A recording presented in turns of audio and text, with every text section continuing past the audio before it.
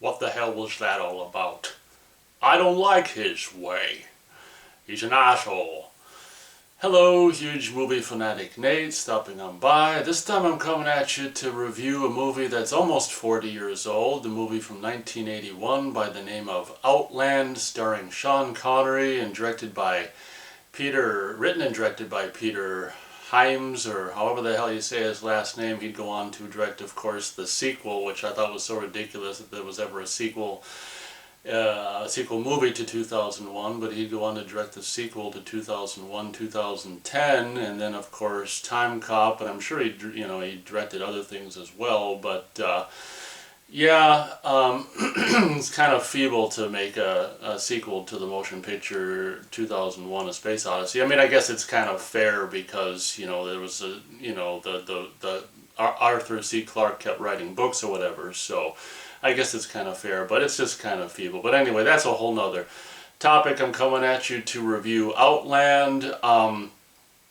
This movie, obviously the VHS cover and stuff in the sci-fi section I grew up seeing probably in the 80s and the 90s and stuff, but it never was anything that really interested me, just like, this guy with a badge and a shotgun or whatever the hell it was, and it's just like, whatever. So I never would end up seeing this until like 2002. An acquaintance of mine, bought the VHS tape and we both watched it, and that was the first time I'd ever seen Outland. And it's a really kind of, straight off the bat, it's a really kind of a strange movie in the sense that it's like all sci-fi, and it takes place on Io, like Jupiter's moon. And it's just so funny that this movie, Io would play a big part in, the movie 2010, which, the writer-director of this movie would go on to direct, which is just really, really interesting. But, this movie takes place on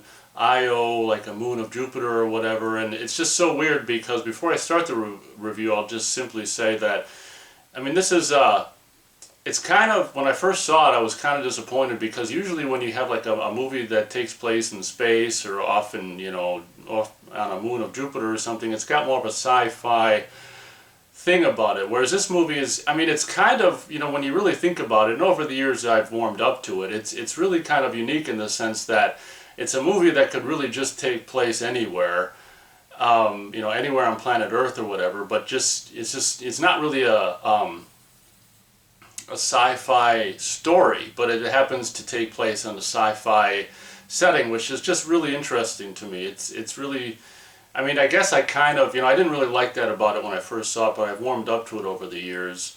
And I guess, now I kind of like that about it. It's kind of unique in that sense.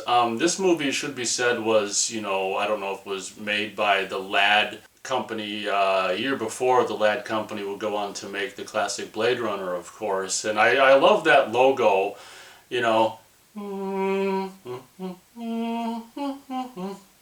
I got the tune wrong, but, it's making a tree, with the early 80s computerish looking, lines and stuff. Like, I think I've only seen like 2 movies with the Ladd company logo on it, in Outland and Blade Runner.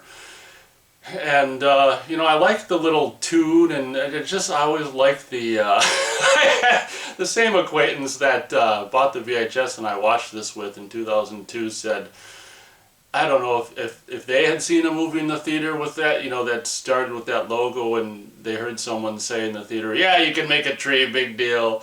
Like someone was just grumpy in the theater or whatever, and it's just like, I can see that happening. So what, you can make a tree, just play the movie. But, and that's a side note, but, so the Ladd company basically made this movie in England, and I don't know if it was, Shepperton or Pinewood Studio. It was a production made in England.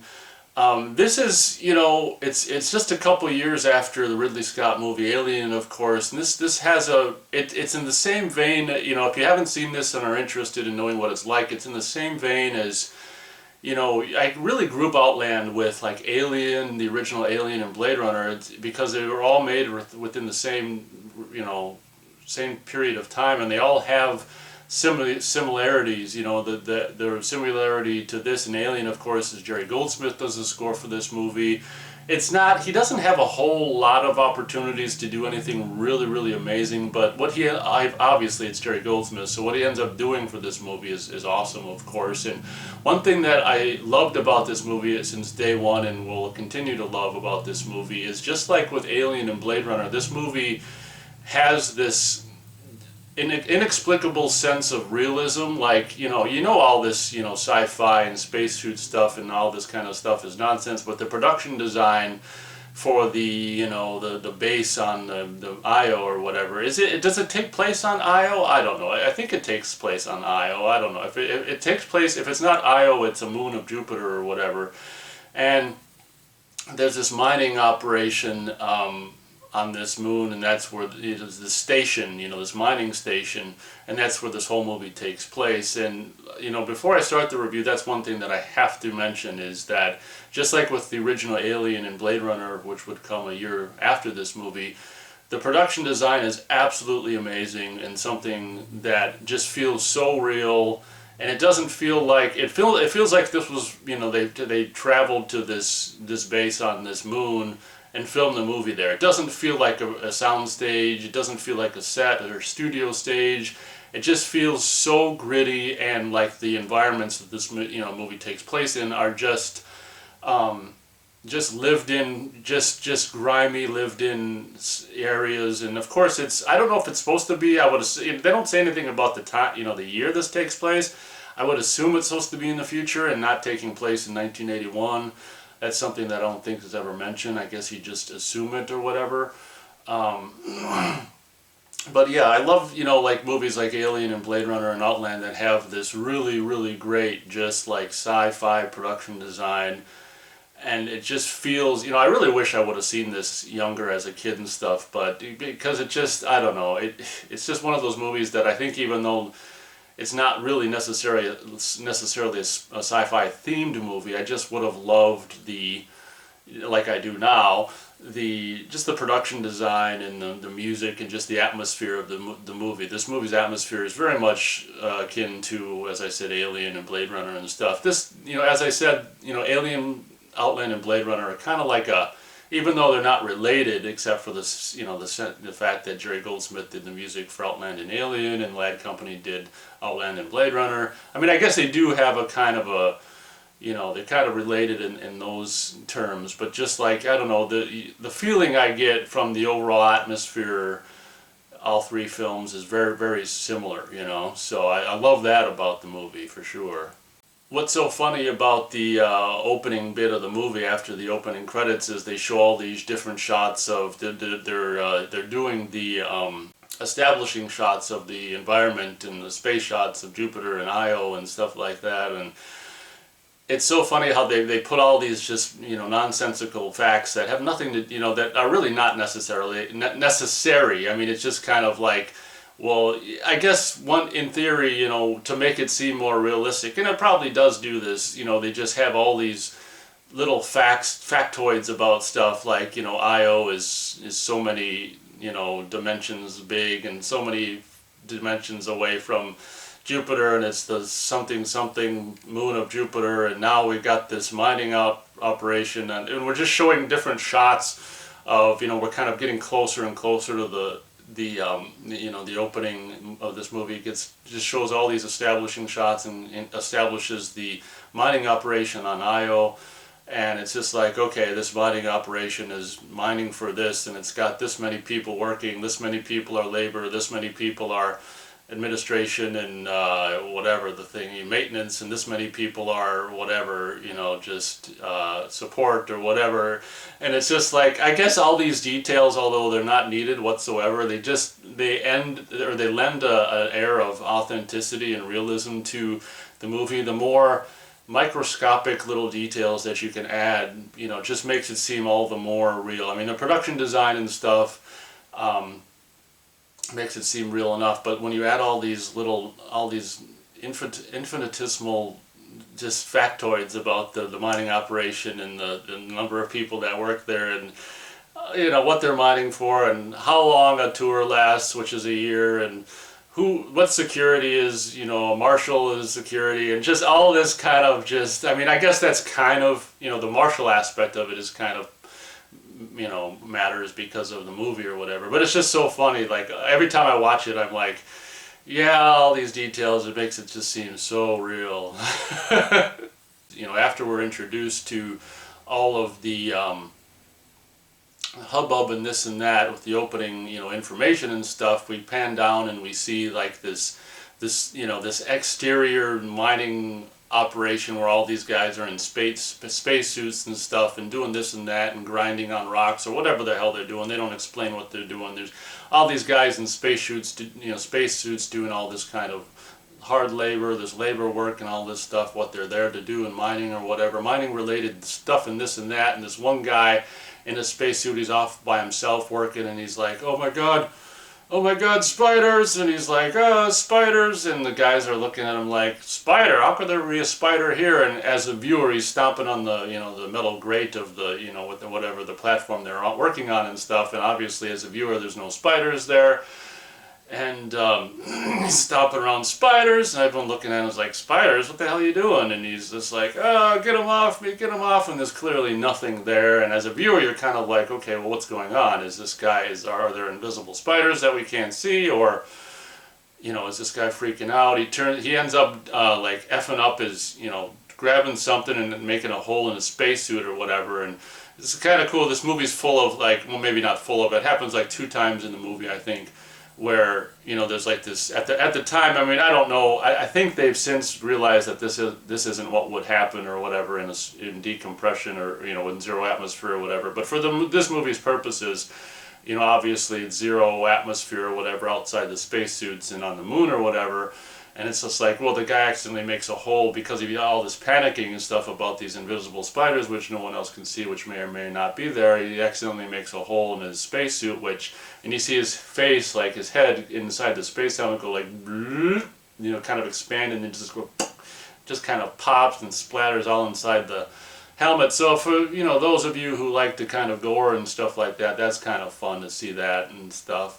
So the guy basically just panics and just like makes a hole in his spacesuit and pops his head like a little pimple. And so the whole movie's premise is it's about Sean Connery. He's a family man. He's got this younger, I don't know how old he is in this movie, probably late 40s, early 50s or whatever. He's got this younger wife and this kind of, I don't know, tubby-ass, goofy-ass son who I swear is like the director or the producer's son or something like that. I mean, that'd be like the only reason this kid is in this movie playing his son, and he's just like this tubby, nerdy, just kid who's just like kind of like a Jabba the Hutt had a son. I mean, I don't want to be mean to the kid who played his son or whatever, but he's just like overweight, and he's like 13, and he's overweight, and he's just, I don't know. I think the kid's dialogue is looped maybe from another voice actor or something. I don't know. Later on, there's a scene where he has a video conference call with his son and his wife, and the kid's just goofy ass, like squinty eyed, and it's so funny when the kid sits down and they cut to Sean Connery and he's like, "Hi, Paul." He's like, says it in a way like, "Yeah, that's not my son. I'm glad he's not my son in real life. He's just my son in the movie, And he just has this kind of like it's half warm thing, warm communication, and half I'm glad this kid ain't my real son thing. And it's just like it's half close and half distant, kind of just the way he says that, "Hi, Paul."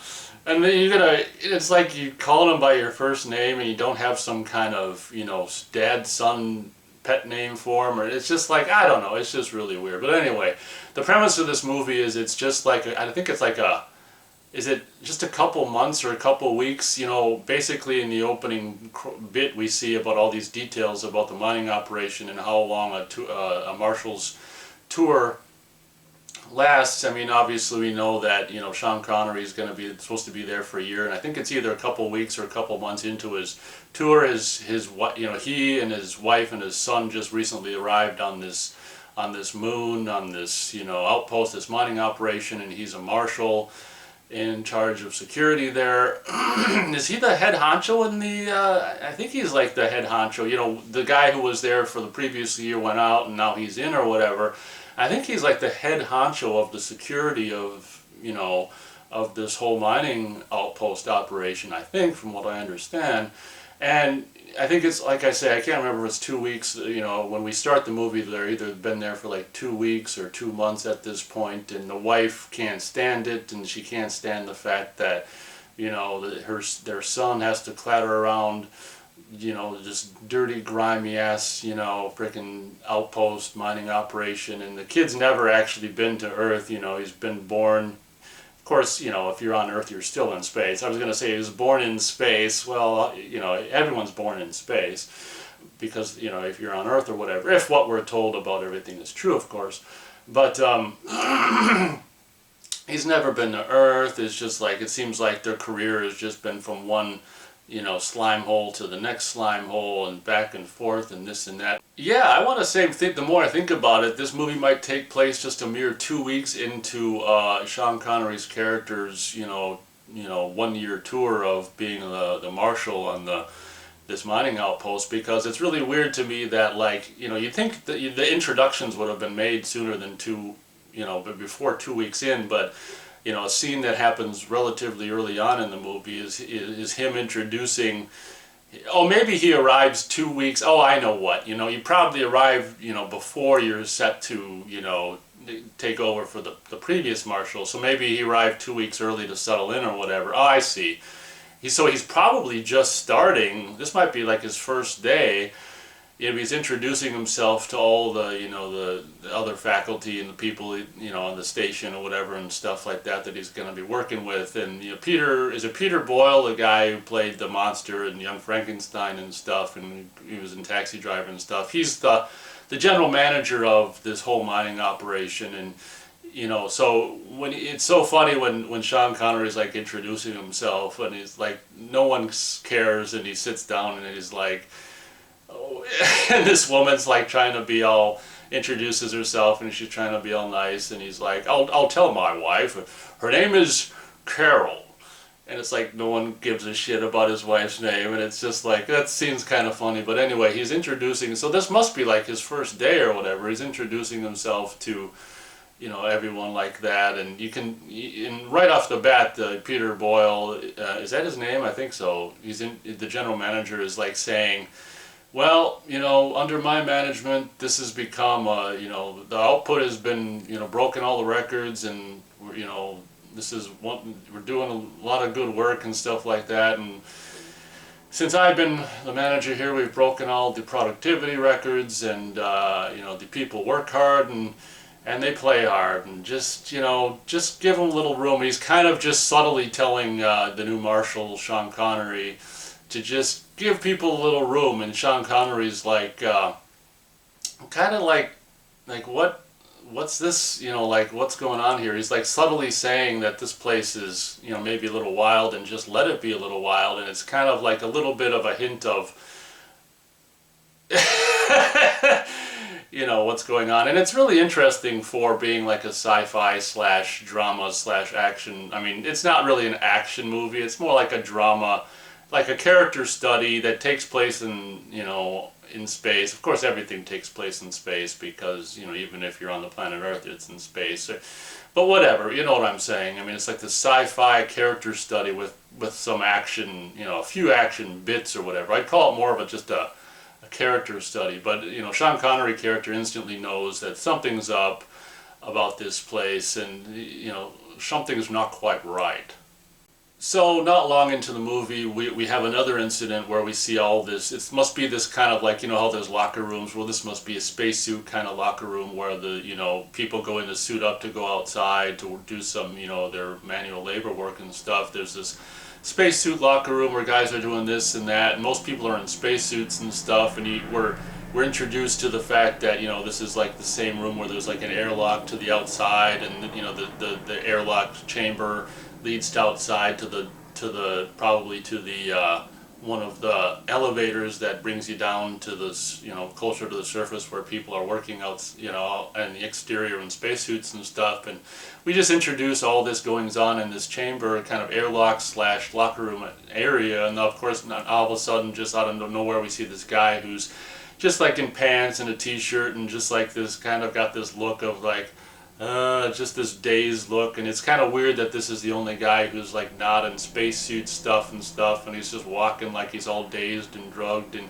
he basically goes into an airlock, opens it, goes into it, shuts it, and people are like, hey, hey, hey, you think you could override it from, where they are inside or whatever, but it's a little just movie nonsense or whatever. And hey, this guy's just like, seems completely just dazed and drugged and smiling and just going into the airlock and opening it, shutting it, going down, taking the elevator down. And it's so funny because, we see this sign that's like this computer readout thing that's saying decompression or something like that. So as the, probably as the, the elevator goes down, it's probably decompressing at the same time from compression, normal human compression to 0 atmosphere. And it's so funny because, well, maybe not funny, but when the elevator gets down to the workstation or whatever, it opens up and all these guys in spacesuits look and just see this guy's body with the guts all just outside of his body, and it's just like, oh no. So there's, at this point we're like, okay, what's going on here? Why are these guys, freaking out, acting weird, killing themselves? Maybe they're not intentionally killing themselves, but they're acting in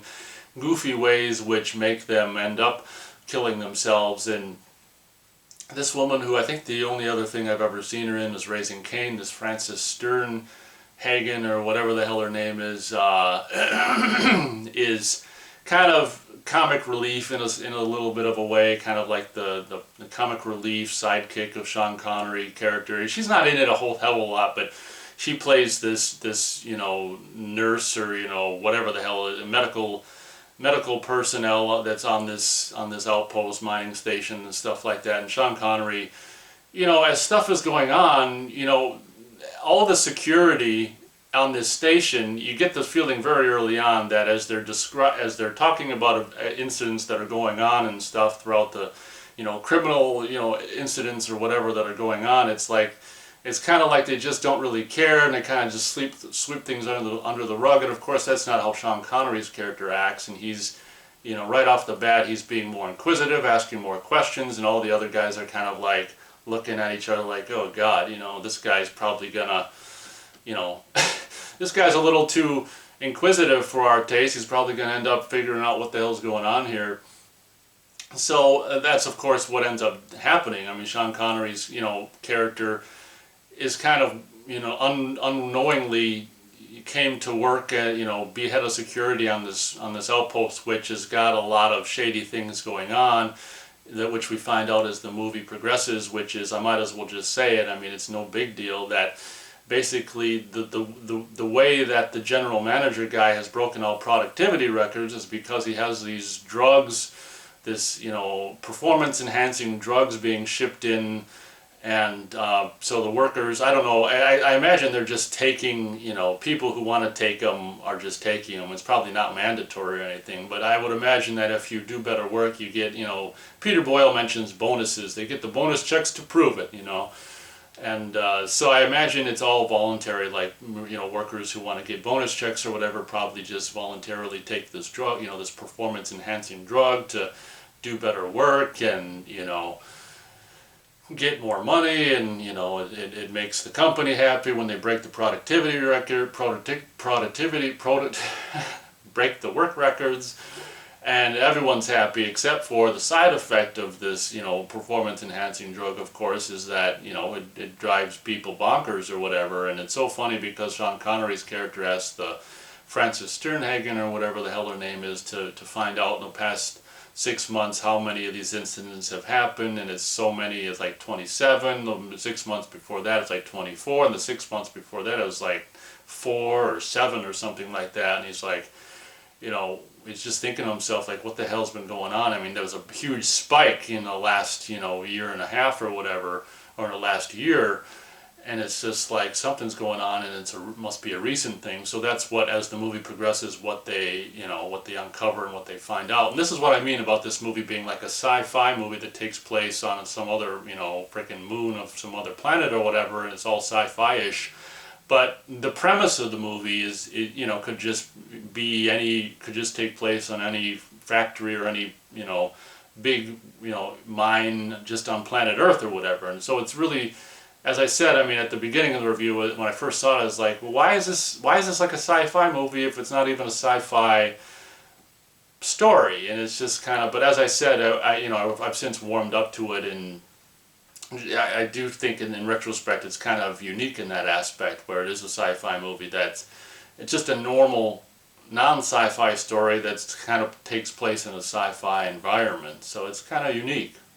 So, basically, as I said, what this movie is more or less a character study with maybe a couple action-ish parts. About halfway through the movie or so, I'd say that there's one of the movie's standout scenes, which is this on-foot chase where Sean Connery, as the movie progresses, is realizing through usage of video cameras and stuff like that, he's realizing, who the hell is, that there's probably some drug-related thing going on. I think he takes a sample from a dead person's, they ship out the bodies right away. They don't keep any of the bodies on the station, because then someone could do, what Sean goes on to do, which is take a blood sample and find out that these people that are dying are using drugs and stuff. So Sean Connery's character takes a blood sample from, one of the bodies that kind of got, I don't want to really say suicided themselves, but died as a result of acting weird or whatever. The body was set to be shipped out or whatever, and he, on some kind of, cargo area or whatever, and he takes a blood sample and has this Frances Sternhagen, or whatever the hell her name is, identify. It's so funny because this is like 1981, and she's just like, a computer keyboard to this woman, particularly at her age that this movie was filmed at, is just, keyboards are, just everything to everyone unfortunately in life now. And it's so funny seeing, like, from 1981, like, this woman just using, like, one finger and just blatantly just, like, hitting any old keys to try to pretend like she's doing something. It's kind of funny watching this in retrospect, like, just any old keys, just like, hold on, I'll figure it out, and all these goofy early 80s computer graphics on the screen, and there's this, like, grid and this thing that goes in and out, and it just makes no sense. But anyway, she determines that they're using this performance enhancing drug, and I don't know where the hell I was going. I kind of went forward and then I kind of went back, but that happens, and I guess you guys don't mind, you keep watching the videos. Oh, I remember what I was saying. So, he realizes that they're using this performance-enhancing drugs, and he singles out guys that might be responsible for distributing it, who are the only two guys on the station that have drug, related past convictions for drug-related crimes and stuff like that. And the general manager signed off, okayed on their employment. Signed off / okayed their employment on the mining operation. So obviously those are the guys who probably are involved in distributing the drugs around. He gets their likenesses. He follows them around with a camera, with cameras and throughout the station and stuff. So there's this one on-foot chase, which is really kind of lengthy. I mean, it's really kind of cool, and this is where Jerry Goldsmith really gets a chance to shine during this on-foot chase, where this, Sean Connery's chasing one of the drug distributor guys and chases him to the kitchen, where he throws the drug packet thing into some boiling soup or water or something like that, and Sean Connery grabs it out. He's like, and so they end up, putting this guy in, space jail. It's this really weird, like, cell where this is what I mean. It's like this movie just takes a premise that could have been just took place in any mine on Earth, but instead of him being just in a cell, it's on a moon of Jupiter. So we're not going to have him just in this criminal in a cage cell. He's going to be in a space cell where he's in a spacesuit and he's hovering, weightless in a spacesuit in this, room. It's just kind of cool. That's what I mean. It's like, I don't know. Instead of a jail cell, he's in a spacesuit, white room, 0G cell, and it's just like, it's instead of Chinese water torture, it's IO. weightless, zero G spacesuit torture. But anyway, that's and it's interesting because for this movie there's so many scenes, maybe like 2 or 3 scenes. That's so many, I guess. But where they only have a scene that takes place in one area like one time, but they have to build this like just this big set for it, and it's just like, oh my gosh, like this is what I mean, like this one set where this one guy's being kept. It was like there's tons of rooms, but there's no one in the rooms because I guess the general manager just lets pretty much anything go in this mining operation because people that want to work and get the better checks and stuff are on these performance enhancing drugs and stuff. So probably when Sean Connery's character arrived, it's probably the first time in a long time that any of this zero G prison cell thing has even been used. But so he basically is questioning this guy, who he caught and stuff, and he's just denies it. I don't know what you're talking about. And then Sean Connery goes and has a meeting with Peter Boyle character, and Peter Boyle, I will say, is really good as this sleazy general manager of this outpost, this mining outpost.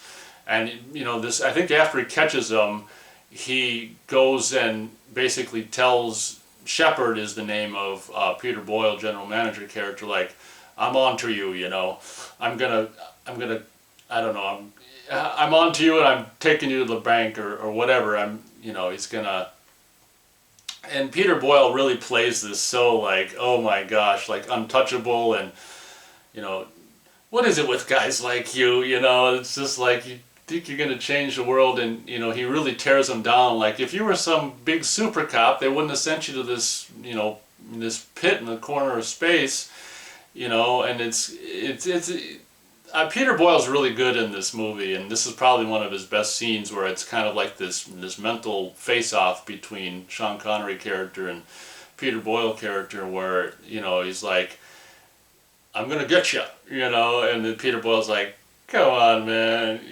you're dealing with adults here, or grown-ups, or whatever he says, and yeah, so you get the gist of it. So that's the movie. It's a sci-fi-ish movie with a non-sci-fi-ish thing taking place. As the movie progresses, of course, Sean Connery character continues to O'Neill. I don't think we ever hear a first name. That's his last name, O'Neill. Continues to F up, the general manager's operation. I think at one point he even intercepts a big shipment of drugs and just destroys it, or says he destroys it. And at that point, Peter Boyle, and he goes and tells Peter Boyle character that and stuff, and at that point Peter Boyle character is like, you're dead, you hear me? You're dead. I hear you. And at that point is basically starts the last act of the movie, which I don't know, almost lasts the last half of the movie, where it's kind of like Peter Boyle is now. It is so funny because they build it up like such a huge thing, like Peter Boyle does a video conference call or a video call and with the people, some of his bosses or whatever, to send me 2 of your best guys, and to come basically assassinate frickin' Sean Connery character O'Neill. And they make such a big deal about it in the ship, the shuttle arriving, and I don't know, it almost takes too long. But I guess for first time viewing, it's kind of suspenseful. But as when you watch it over and over, the bit where like the 2 guys are coming to kill him and arrive and put their rifles together and all this stuff, I don't know, it's. I don't mind things taking a long time. It's kind of refreshing, but even to me, like, yeah, I don't know, that takes a while to happen. Oh, and another thing that happens is, it becomes very clear as the movie, winds down or begins the last act or whatever, that Sean Connery is gonna. The word is sent around the mining outpost with the security and basically everyone else on the mining outpost that to not get involved, and no one's going to help Sean Connery's character, and they're just going to all just be in the bar or whatever while this hit is put out on him or whatever like that and stuff, and he can't get any help from even like the guys that work in his security people that work with him, and it's just the movie's really. I mean, it's like I say, it's a character study, I'd say, first and foremost. Sean Connery does an absolutely, as well as Peter Boyle. They do a really good job. I mean, there's some really good performances in this movie compared to movies now. I mean, it's like a performance. I'd say in a lot of cases it's a performance-driven movie. Sean Connery is absolutely amazing in this movie, and you wouldn't think a movie like this he'd have. I mean, it's not like he does all kinds of emotional stuff. It's really subtle kind of emotional stuff, and yeah. So that's the last half of this movie where he's basically this contract is put out on Sean Connery's character to have him killed because he's just and they have to, because he's just effing up things too much, and they have to have these two professional guys shipped in on the shuttle or whatever, and there's this big countdown that lasts for days, and I don't know, there's this countdown, and then it's a big deal when it the shuttle arrives like 40 minutes early, and so, it's kind of, I guess the end of the movie lasts like, I don't know, 30 minutes or more, where these guys, I should have timed it when the guys arrived and got their guns put together from the end of the movie. It's probably like 30 minutes or more of like the last bit of the movie where it's like cat and mouse between his assassins and him and stuff like that. And it turns out partway through the end of the movie where he's trying to elude and or kill his assassin, the guys that are trying to kill him, that Francis Sternhagen character is actually on his side and helps him out, which is kind of a nice little thing to have happen, especially for him, of course. And so he does end up getting a little bit of her help, and with her help he's able to basically kill his killers or whatever, and that's the second of the, I think there's only two that we see on camera, a second of the two decompression, kills or deaths in the movie, where this guy's face goes, kind of pops. And I want to say, I was just watching this the other day, and I want to say that this guy, that first guy who, I think he dies first in his, decompression in his head, basically inflates and pops. I want to say that's the guy from Jaws 3 who's like the sidekick of that British guy in Jaws 3 is like, pull the pin, Philip. I want to say it's probably that guy. I don't think he ever has, those two assassins I don't think have any dialogue, but I'm pretty sure it's that guy. It looks just like that guy. And then, so the Francis Sternhagen character actually helps Sean Connery character, and they're able to kill the two assassins. And then there's this kind of this twist where, that's over with, thank golly goodness and stuff. And then, he's just, Sean Connery character puts on a spacesuit, and I don't know why the hell in reality he even does this, but just for, the theatrics of the frickin' movie, I guess, just puts the spacesuit on and goes, outside and to try to, well, I guess he's able to kill the guys by doing that or whatever, but then he's on his way back in or whatever, and all of a sudden there's this sparks and someone's shot at him, and it's like, who the hell is that? It turns out this guy who might have been like the second in command or whatever, under him or whatever, is now trying to kill him, which is just really sad, because it's like, well, he's trying to kill his boss,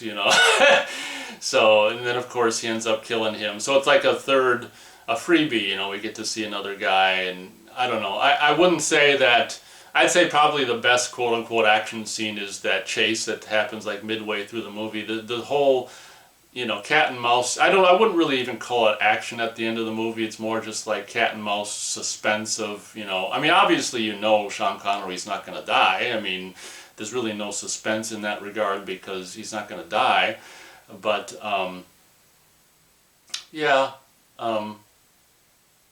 that's how the movie basically plays. God, I just realized that I forgot a plot point, which I guess I'll just slip in really quick. There's some extra drama added early on in the movie because his wife basically leaves this, takes a shuttle and leaves the station with her son because she just can't stand to be in these places and have her son be there. So they're actually, I think she's actually looking to take, Paulie to Earth or whatever, because the kid had never been to Earth, and that's something I forgot to mention that happens very, very early on in the movie, which is that's what I mean. This movie, it kind of adds to his character, it kind of, I guess in a way, by having the family out of the way, he's more able to, focus completely 100% on his endeavors with, foiling this, shady business practice of having guys on drugs to increase productivity or whatever, but that's a dramatic plot point that happens early on, and she leaves a video message for him saying that they have gone. It's not like a divorce or leaving him for good, it's just leaving that place, and she invites him to come with and stuff like that. And before the end scene, you know, where it's like Sean versus the assassins, there's a kind of an emotional video, you know, phone call between him and her, and that scene that I alluded to earlier between him and his son, which, you know, kind of really ups the... It was just, I don't know, perfectly placed for the dramatic effect of, like, you know, saying goodbye to Paul and we'll see you soon, and then this, when the video screen goes off, it's this expression on Sean Connery's face like, you know, I hope I'm still alive to see Paul again and see him with his braces off. So, yeah, you know, when I'm sitting here thinking about it, I mean, this is, you know, definitely like a character study kind of a movie, and more than anything else that happens to have sci-fi elements and happens to have maybe a, you know, couple action moments here and there. But Sean Connery does absolutely amazing in this movie, and it's a movie that I hold in relatively high regard. Yeah, I'll go 3 1/4 stars out of 4 stars for Outland. I didn't want to call this like an official Blu-ray review or whatever, but I do have the Blu-ray. I did get the DVD, you know, in the early, you know, sometime after 2002 when I saw it, and the DVD, of course, had the widescreen on one side and the full frame on the other, and I think it was supposed to be like anamorphic widescreen, but it wasn't. So, I mean, the widescreen side is just like really just, you know, pixely and crappy on the DVD. So it was really, this is like probably like 4 times or better clarity than the DVD, because the DVD wasn't enhanced or, you know, 16:9 or anything. So having just recently rewatched the Blu-ray, I mean, this is obviously the best way to see it.